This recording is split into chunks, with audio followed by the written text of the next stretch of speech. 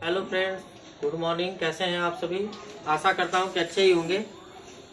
आज मैं परीक्षा में पूछे जाने वाले, अक्सर पूछे जाने वाले, बोर्ड एग्जाम में पूछे जाने वाले उन प्रश्नों की प्रश्नमाला आपके सामने लेकर के उपस्थित हूँ, जो प्रश्न अक्सर किसी न किसी एग्जाम में पूछे जाते हैं। और क्योंकि आप लोग पढ़ने वाले बच्चे हैं जितने हैं, तो ये है बच्चों हमारे प्रश्न का उत्तर कि लोहे को जंग से बचाने के लिए कौन कौन से उपाय करने चाहिए। तो पहला है पेंट लगा करके, और दूसरा है किसी भी धातु की परत चढ़ा करके।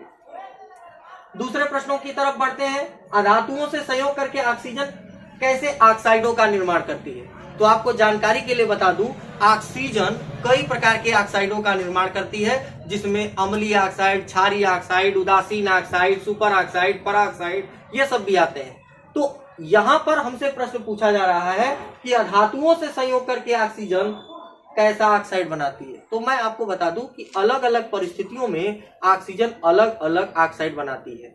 अगर यहीं पर धातुओं से पूछा रहता तो हम उसे क्षारीय ऑक्साइड बताते, लेकिन यहाँ पर प्रक्रिया थोड़ी चेंज है। यहाँ पर प्रक्रिया है अधातुओं से संयोग करके ऑक्सीजन कौन सा ऑक्साइड बनाती है, तो हमारा उत्तर होगा अम्लीय ऑक्साइड बनाती है।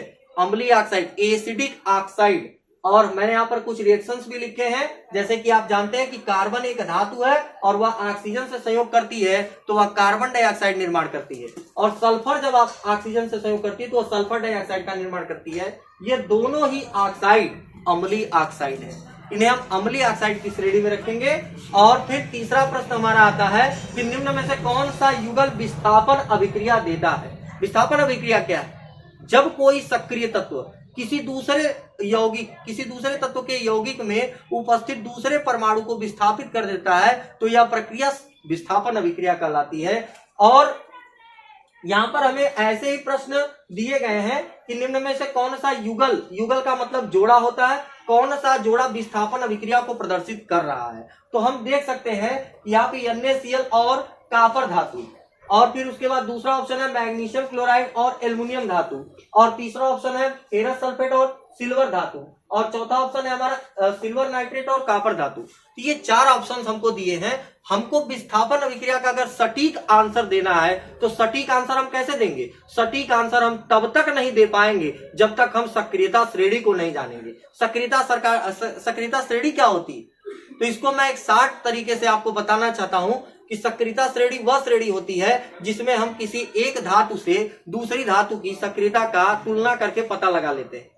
और इसको याद करने का एक सिंपल सा तरीका है, सिंपल सा फॉन्ट है। अगर वीडियो के माध्यम से आप लोगों को बताना चाहूंगा तो ये पॉसिबल तो नहीं लगता है, लेकिन मैं एक सूत्र, थोड़ा मेरा बनाया हुआ सूत्र है, इसको मैं पढ़ रहा हूं। आप लोग अगर स्लोली मोशन में इसको बना करके पढ़ेंगे तो शायद याद हो जाए।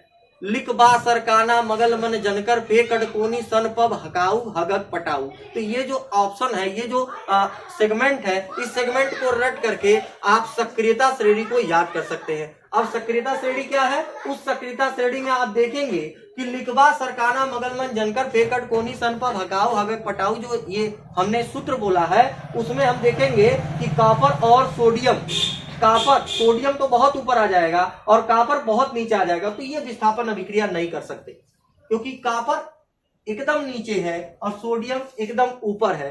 ये चाहे तो कॉपर को विस्थापित कर सकता है, लेकिन कॉपर के अंदर ये क्वालिटी नहीं है कि वह सोडियम को विस्थापित कर सके, क्योंकि सोडियम खुद एक बहुत ही सक्रिय धातु है। एल्युमिनियम और मैग्नीशियम की बात करूं तो मैग्नीशियम पहले आती है, एल्युमिनियम बाद में आती है। मैं अभी पढ़ा मगल मन जनकर, तो मग अल, ये मग क्या है? Mg है, और अल क्या है? एल्युमिनियम है। तो Mg पहले आती है, और सक्रियता श्रेणी में जो धातु पहले आती है वही अपने नीचे वाले तत्वों को विस्थापित करती है। तो मैग्नीशियम चाहे तो एल्युमिनियम को विस्थापित कर सकती है, लेकिन एल्युमिनियम चाहेगी तो मैग्नीशियम को विस्थापित नहीं कर सकती। और फिर तीसरा ऑप्शन हमारा है आयरन सल्फेट और सिल्वर धातु। तो आयरन सल्फेट और सिल्वर धातु में भी अगर हम बात करें तो आयरन बहुत ऊपर है और सिल्वर बहुत नीचे है। तो सिल्वर की क्या मजाल कि वह आयरन को विस्थापित कर दे। तो यहां पर हमारा जो चौथा ऑप्शन है, यहां पे हम देखते हैं कि कॉपर पहले पड़ेगा और सिल्वर बाद में पड़ेगा। अब कॉपर के अंदर मजाल है, क्योंकि कॉपर के नीचे आ रहा है सिल्वर, तो सिल्वर चाहेगी तो सिल्वर अगर चाहेगी तो विस्थापित हो जाएगी। चाहेगी नहीं, पूर्ण रूप से विश्वास है मुझे, कापर ही सिल्वर को विस्थापित कर सकती है। कापर के अंदर अब क्वालिटी आ चुकी है कि वह विस्थापित कर सकती है। तो यहाँ पे हमारा यही ऑप्शन भी सही होगा। सिल्वर नाइट्रेट एवं कापर धातु जब संयोग करेंगे तो सिल्वर नाइट्रेट की कापर से अभिक्रिया होने पर कापर धातु चाहेगी सिल्वर को विस्थापित सिल्वर नाइट्रेट के विलयन से कर देगी। फिर यहाँ पे हमारा चौथा प्रश्न आता है, बहुत इंपॉर्टेंट प्रश्न पूछा जाता है, किसी भी प्रतियोगी परीक्षा में भी प्लस बोर्ड एग्जाम में भी आपसे पूछा जा सकता है कि उभयधर्मी ऑक्साइड क्या होते हैं। उसके दो उदाहरण लिखिए।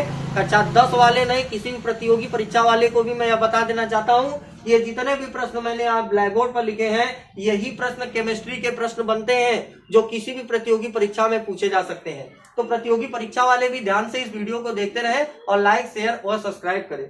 तो उभयधर्मी ऑक्साइड के दो उदाहरण हमको लिखना है। तो यहाँ पे हम लिख सकते हैं एल्युमिनियम ऑक्साइड और आर्सेनिक ऑक्साइड। ये एल्युमिनियम ऑक्साइड और आर्सेनिक ऑक्साइड क्या है? उभयधर्मी ऑक्साइड है। उभयधर्मी क्या होते हैं? उभयधर्मी ऑक्साइड वे ऑक्साइड होते हैं जो अम्लीय और क्षारीय दोनों गुणों को प्रदर्शित करते हैं। जो अम्लीय गुण भी प्रदर्शित करते हैं, क्षारीय गुण भी प्रदर्शित करते हैं, तो ऐसे ऑक्साइडों को हम उभयधर्मी ऑक्साइड कहते हैं। और फिर मैंने लास्ट क्वेश्चन जो कि बहुत ही एंटीक क्वेश्चन पूछा गया है कि किसी धातु की ऑक्सीजन के साथ संयोग करके, कोई धातु ऑक्सीजन के साथ संयोग करके उच्च गलनांक वाला कोई यौगिक निर्मित करता है, यह जल में विलेय है और यह तत्व कौन सा हो सकता है? यहाँ पे आपको 4 तत्व दिख रहे हैं। एक कार्बन है, दूसरा सिलिकॉन है, तीसरा कैल्शियम है और चौथा लोहा है। जहाँ पे आपको सिर्फ ये बताना है कि कौन सी धातु ऐसी है, कौन सा तत्व ऐसा है जो इस ऑक्सीजन से संयोग करेगा, जल में घुलनशील भी होगा और उसका गलनांक भी उच्च होगा। तो मैं आपको जानकारी के लिए बता दूं कि अगर हम धातु की बात किया गया, इसमें जो सेगमेंट लिया है, मेन सेगमेंट जो दिया है, वो हमको पहले से ही एक ट्रिक दे दिया है कि हमको धातु ही चेस करना है। अगर आपको तत्वों के बारे में अच्छी जानकारी होगी तो आप क्या कर सकते हैं, कैल्शियम और लोहे को ही चुनेंगे। अब इन्हीं में से देखना है कि वे कौन से ऐसे तत्व होंगे जो ऑक्सीजन से संयोग करेंगे और उच्च गलनांक वाला यौगिक निर्मित करें। तो आपकी जानकारी के लिए बता दूं, कार्बन और सिलिकॉन तो ये तो अधातु है, ये उपधातु है, इसे हम वैसे ही छांट देंगे, लेकिन कैल्शियम और लोहे को नहीं छांट पाएंगे। तो अब धातुओं में ही चुनना है तो हम कैल्शियम और लोहे को ही चुनेंगे। तो कैल्शियम और लोहे में कौन जो ऑक्सीजन से संयोग करता है और उच्च गलनांक वाला यौगिक भी बनाता है और जल में विलेय भी होता है? तो मैं आपको बता दूं कि हम इस यौगिक का इस्तेमाल करते हैं और वो है कैल्शियम। कैल्शियम का ऑक्साइड जिसे कहा जाता है अनबुझा चूना। अक्सर हम लोग चूना कली करने के लिए वही चूना बाजार से खरीद के लाते हैं, जल में घोलते हैं, पकाते हैं और उसे दीवार में पोत देते हैं। ये हमारा है कैल्शियम तत्व और इसे उच्च गलनांक वाला इसलिए कहा जाता है क्योंकि यह बहुत ही कठोर होता है, सफेद कलर का होता है, पत्थरों के रूप में रहता है, इसलिए इसका गलनांक भी बहुत ऊंचा होता है। धन्यवाद दोस्तों। वीडियो अगर आप लोगों को पसंद आई हो तो ऐसे ही प्रश्नों के लिए हमारे चैनल के साथ जुड़े रहिए। एक्समार्टी एजुकेशन बाय रजत सर।